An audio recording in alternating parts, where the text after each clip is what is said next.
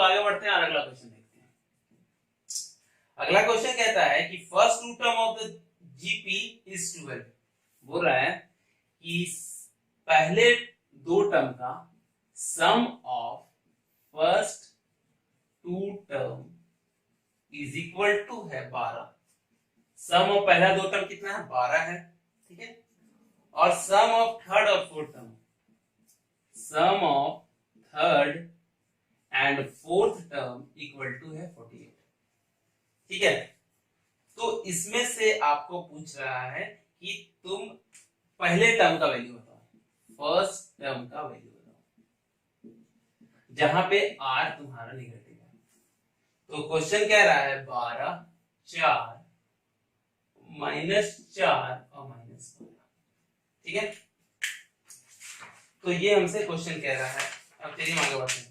हमने क्या दिया हुआ है कि sum of first two terms of GP is 12 है, सम ऑफ थर्ड और फोर्थ टर्म ऑफ जीपी 48 है। तो पहला टर्म बताइए क्या होगा जहां की r निगेटिव है, ठीक है।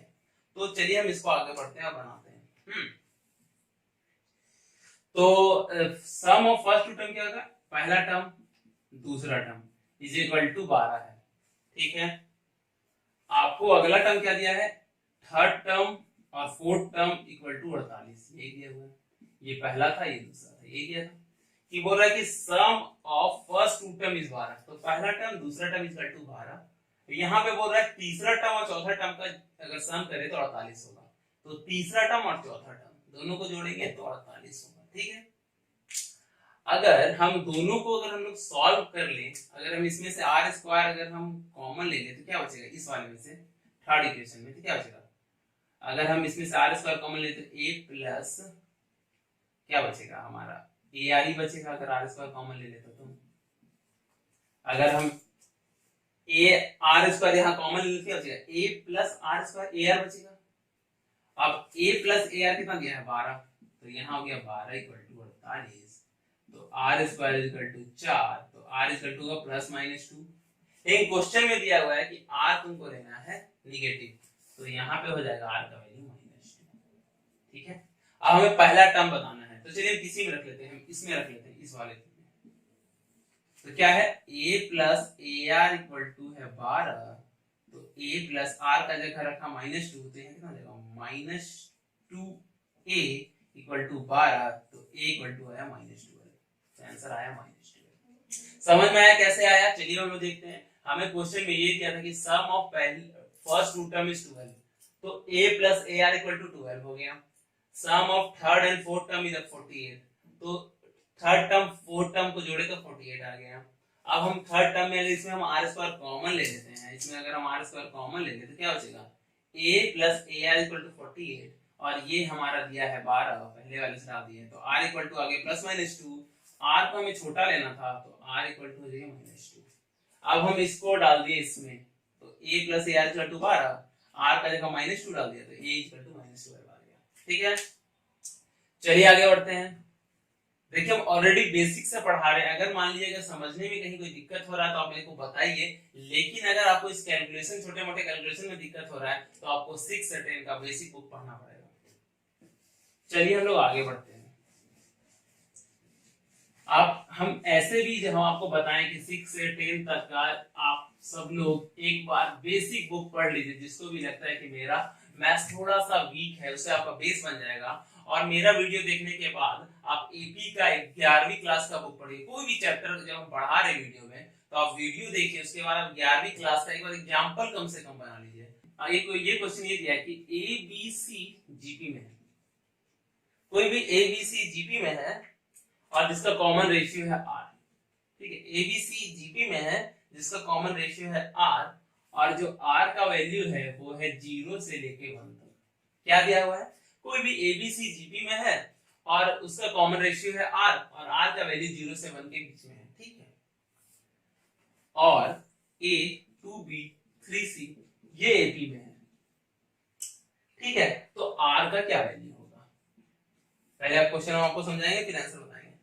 एक दिया है 1/2, 1/3, 2/3 और none of these।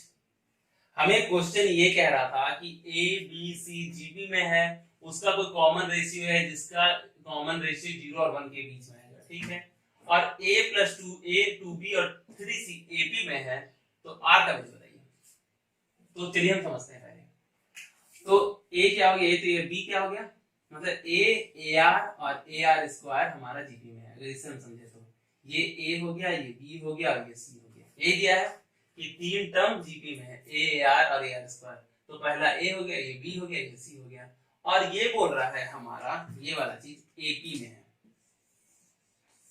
अगर AP में है तो AP के लिए हमने क्या पढ़ा था फॉर्मूला, कि 2b = a + c, यही पढ़ा था, यही पढ़ा था। तो 2 × b कितना है, b इसके लिए 2b हो गया, और a + c कितना है, 3c हो गया। समझ आया? अगर इसमें आपको कंफ्यूजन हो रहा है तो अभी हम इसको थोड़ा सा अलग वे में लिखते हैं। चलिए x y z से ले लेते हैं। तो 2y = x + z होगा, यही हमने पढ़ा था कि अगर x y z अगर हमारा AP में है तो क्या होगा, जो बीच वाला टर्म है 2y = x + z होगा। तो ये हो गया हमारा x, ये हो गया हमारा y, ये हमारा हो गया z, ठीक है। तो हम देखें तो y की जगह क्या रख देंगे, y की जगह रख देंगे हम 2b, z x का जगह a हो जाएगा और z का जगह हो जाएगा 3c, ठीक है। अब b क्या है, b हमारा है यहाँ पे ar और c है ar स्क्वायर, यही है। तो 2 × 2ar = a + 3ar स्क्वायर, यही होगा। कैसे, b का जगह हमने रख दिया ar और हम c के जगह हमने रख दिया ar स्क्वायर, ठीक है। अब अगर हम इसको सॉल्व करें तो क्या होगा, 4ar = हो जाएगा a + 3ar स्क्वायर, ठीक है। और अगर आप इसको सॉल्व करिएगा तो r का वैल्यू आ जाएगा हमारा 1/3, आंसर होगा 1/3। समझ में आया कैसे करना है, क्या करना है? चलिए हम फिर से आपको समझाने की कोशिश करते हैं कि हमारा दिया है a b c AP में है, तो मतलब क्या हो गया, a ar और ar स्क्वायर जीपी में हो गया। ये बोल रहा है a b c जीपी में है, तो हमने a b c ले लिया, a ar और ar स्क्वायर ये जीपी में हो गया। अब ये दिया है कि a 2b और 3c AP में है, तो हमने AP में यही पढ़ा था कि जो मिडिल टर्म होता है उसको अगर 2 से गुना करें तो पहला टर्म और तीसरे टर्म के सम के बराबर होता है। तो इसका मिडिल टर्म क्या है, 2b, तो 2 × 2b और पहला टर्म और तीसरा टर्म, ठीक है। अब इसमें हमने b की जगह ar दिया, c की जगह ar स्क्वायर दिया, सॉल्व करा तो r का पावर आया 1/3। चलिए समझ में आया। अब हम लोग देखेंगे प्रॉपर्टी ऑफ जीपी। चलिए अब हम आगे बढ़ते हैं, प्रॉपर्टीज ऑफ जीपी देखते हैं। जिस तरह से हमने देखा था प्रॉपर्टी ऑफ एपी, उसी तरह हम देखेंगे प्रॉपर्टीज ऑफ जीपी। बस एक बार इसको आप समझ के रखिएगा, मतलब ऐसे तो डायरेक्ट क्वेश्चन नहीं आता, लेकिन आपको पता होना चाहिए। तो पहला जो प्रॉपर्टी आपको ये कहता है कि अगर हम सारे टर्म को, ऑल द टर्म्स, जितना भी टर्म्स है ऑल द टर्म्स को अगर हम b मल्टीप्लाई b, अब पहले लिख रहे फिर समझाएंगे, b मल्टीप्लाई और divide by same number, then resultant is also in GP। समझ आया क्या कह रहा है? अभी हम समझाते क्या कह रहा है। ये कह रहा है कोई सीरीज है, जैसे 3, 6 और 12, और अगर हम यहाँ ले ले 24 और ये 48, तो ये जीपी में देख रहे हैं। किसी भी दो टर्म को अगर डिवाइड करेंगे एक दूसरे से तो 2 आएगा, 3 को 6 से डिवाइड करेंगे तो 2 आएगा, 24 में से 12 डिवाइड करेंगे तो 2 आएगा, तो जीपी में। तो ये बोल रहा है अगर इस सीरीज को अगर हम किसी भी नंबर से गुना करें, सबको सेम नंबर से गुना करें तो भी जीपी में होगा, सबको अगर सेम नंबर से डिवाइड करें तो भी जीपी में होगा। एग्जांपल सबको 2 से गुना करके देखते हैं। चलिए इसको 2 से गुना कर लेते हैं, 6, 12 और ये हो गया 24, ये हो गया 48, ये हो गया 96। तो देखिए अभी भी जीपी में है। 6 को 12 से डिवाइड करें तो भी 2 आएगा, 24 को 48 से डिवाइड करें तो भी 2 आएगा। तो ये बोला कि अगर जो जीपी का जो भी कोई सीरीज है उसको किसी भी सेम नंबर से गुना करोगे तो भी जो सीरीज बनेगा वो भी जीपी में आएगा। तो सिंपल है कि अगर किसी भी नंबर से इसको गुना करेंगे तो जीपी में आ रहा है, ठीक है। उसी तरह अगर जो सीरीज दिया है इसको किसी भी सेम नंबर से सबको डिवाइड कर देंगे तो भी जीपी में आएगा। तो आगे बढ़ते हैं, जो सीरीज है उस सीरीज को अगर हम सेम नंबर से डिवाइड कर देंगे तो भी वो जीपी में आएगा। तो चलिए अगर हम डिवाइड करके देखते हैं 3 से, तो 3 से डिवाइड किया तो 1, ये 2, ये आएगा 4, ये अगर इसको हम 3 से डिवाइड करेंगे तो 8, इसको अगर हम 3 से डिवाइड करेंगे तो आएगा 16। तो देखिए ये अगेन ये जीपी में आ रहा है, किसी भी दो टर्म को डिवाइड कीजिएगा तो 2 आ रहा है, तो जीपी में आ रहा है। तो हमने पहला टर्म पढ़ा क्या, पहला प्रॉपर्टी, कोई भी जो सीरीज दिया हुआ है जीपी का, उसको अगर आप सेम नंबर से गुना करें, सेम नंबर से डिवाइड करें, तो भी वो जीपी में ही रहता है। ठीक है, क्लियर है? चलिए आगे बढ़ते हैं अगली प्रॉपर्टी की तरफ।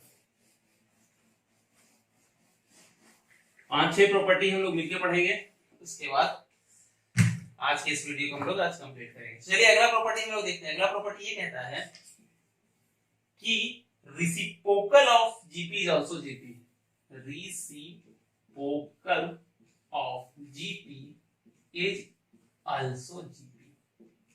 मतलब क्या हम समझते हैं कि अगर 2, 4, 8, 16, 32 अगर ये जीपी में है तो इसका रेसिप्रोकल करेंगे तो वो भी जीपी होगा। रेसिप्रोकल क्या होता है, अगर 2 है तो 1/2, 4 है तो 1/4, 8 है तो 1/8, 16 है तो 1/16 और 32 है तो 1/32। इसको बोलते हैं रेसिप्रोकल। जो दिया हुआ है उसको 1/, कर दीजिए, जो दिया है इसको 1/, जो दिया है इसको 1/, कर दीजिए। तो अगर ये जीपी में है तो ये भी जीपी में है। अगर आप इसको इससे डिवाइड कीजिएगा तो r = आएगा 1/2, इसको इससे डिवाइड कीजिएगा तो भी आएगा 1/2, इसको इससे डिवाइड कीजिएगा तो भी 1/2, इसको इससे डिवाइड कीजिएगा तो भी 1/2 आएगा। तो हमने दूसरा प्रॉपर्टी ये पढ़ा कि reciprocal of GP is also GP. तो अगर ये जीपी में है तो उसका 1/1/1 ये वाला भी जीपी में होगा, क्योंकि देख रहे सबका कॉमन रेशियो 1/2 आ रहा है। ठीक है, तो चलिए अगले प्रॉपर्टी की ओर आगे बढ़ते हैं हम लोग।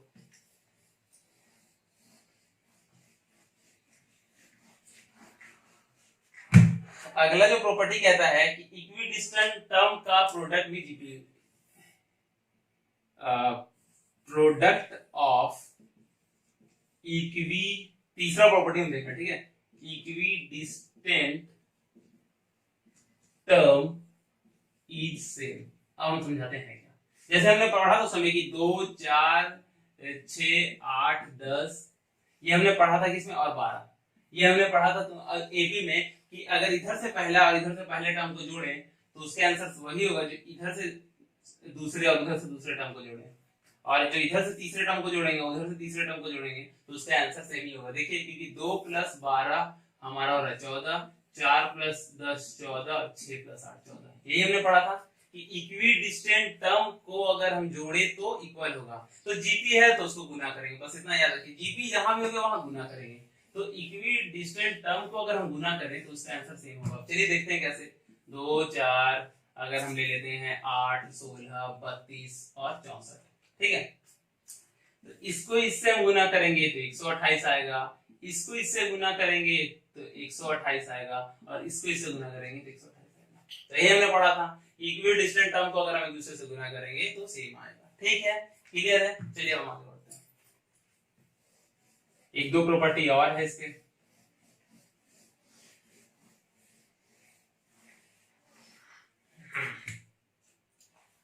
अगला प्रॉपर्टी हमने एपी में ये पढ़ा था कि अगर ए बी सी एपी में है तो 2b बराबर होता है a + c। इसको हमने प्रूव भी करा था। तो जीपी में क्या कहता है कि अगर ए, चौथा प्रॉपर्टी, अगर ए बी और सी अगर आपका जीपी में है तो इसका होगा b² = ac। सॉल्व करके चलिए एग्जांपल देख लेते हैं। अगर जैसे कि 2, 4 और 8 ये हमारे जीपी में है, पक्का सबका 2-2 आ रहा है डिवाइड करने पे। तो देखते हैं आ भी रहा है तो हो गया ये a, ये हो गया b, ये हो गया c। तो b² = ac आता है। चलिए देखते हैं, 4 का स्क्वायर करेंगे तो इंटू 2 इंटू 8, तो हाँ 16 = 16 आ रहा है, तो बराबर है। तो हमारा ये चौथा टर्म हो गया जो कि बहुत यूज होगा कि अगर ए बी सी जीपी में है तो b² = a × c होगा। चलिए हम लोग आगे बढ़ते हैं।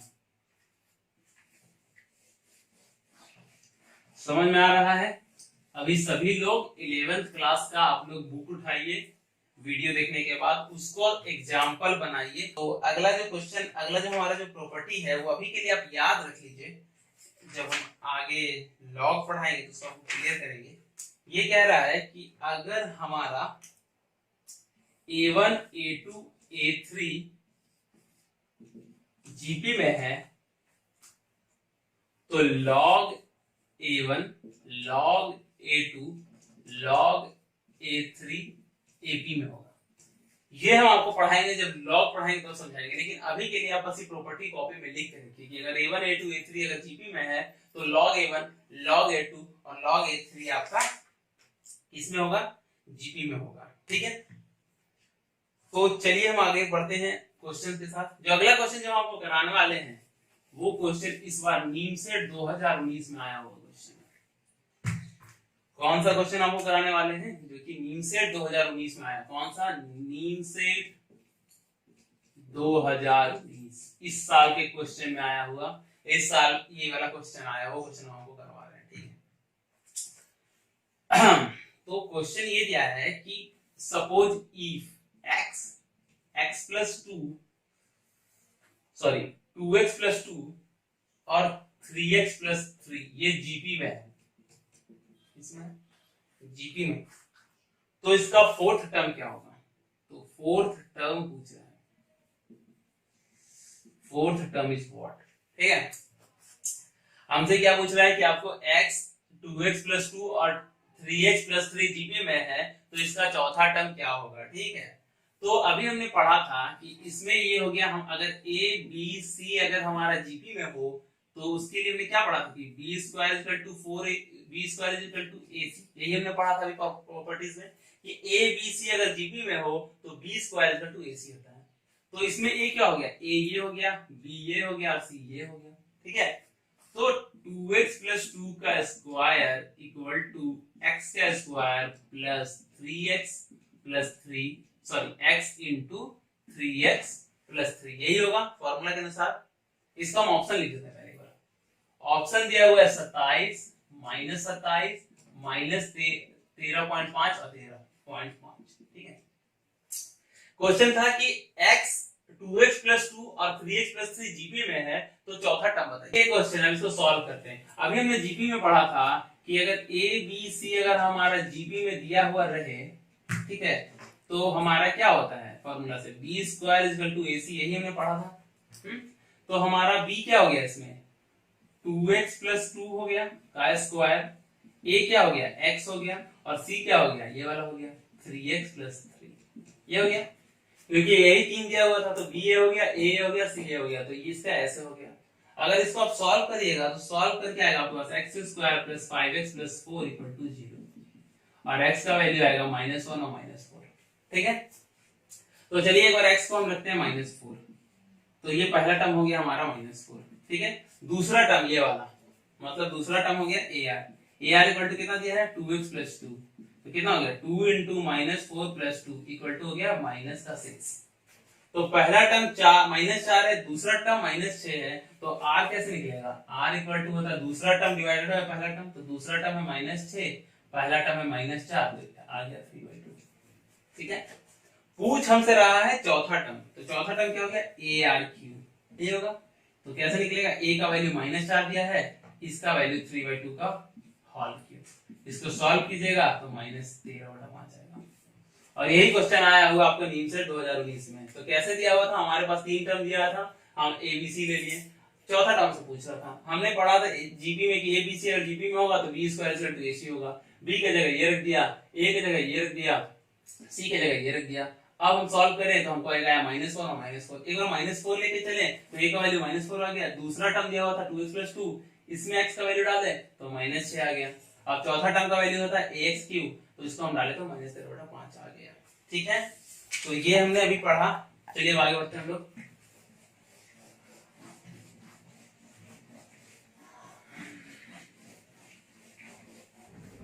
समझ में आया कि कैसे करना है, क्या करना है? तो एक अभी के लिए हम लोग आज के लिए हम लास्ट क्वेश्चन देखते हैं। इसके बाद नेक्स्ट वीडियो में हमारा जो रहेगा sum of infinite terms of GP पढ़ेंगे। नेक्स्ट जो हमारा जो वीडियो आएगा उसमें हम पढ़ेंगे सम, पहले बता दें क्या पढ़ेंगे, सम ऑफ इनफाइनाइट जीपी पढ़ेंगे, इनफाइनाइट जीपी पढ़ेंगे, ठीक है। इसके बाद हमें पढ़ना है एएम और जीएम, ये पढ़ेंगे, ठीक है। कह रहा है कि जो सेकेंड जो हमारा टर्म है और थर्ड टर्म है और sixth term of AP are in GP. क्या कह रहा है कि सेकेंड थर्ड और sixth term of AP are in GP, ठीक है। तो तुम कॉमन रेशियो बताओ, तो आर का वैल्यू बताओ। और ऑप्शन दिया हुआ है 1 -1 3 और -3। क्या क्वेश्चन से पूछा कि सेकेंड थर्ड और sixth term of AP are in GP, तो तुम आर का वैल्यू बताओ। तो सेकेंड टर्म ऑफ एपी क्या हो जाएगा? a plus D, third term of GP क्या हो जाएगा a plus 2d ab sorry, और सिक्स टर्म ऑफ एपी क्या हो जाएगा a प्लस 5d। यही हमने एपी में पढ़ा कि सेकंड टर्म ऑफ एपी क्या हो जाएगा a plus d, second term third term of AP हो जाएगा a plus 2d, six term of AP हो जाएगा a प्लस 5d। अगर अब ये तीनों नंबर जीपी में है तो हमने अभी फॉर्मूला पढ़ा कि b square equal to a into c, ये पढ़ा था। तो जो बीच वाले का स्क्वायर होगा a प्लस 2d का जो स्क्वायर होगा वही होगा a plus d into a plus 5d, यही हमने पढ़ा था, यही होगा पक्का।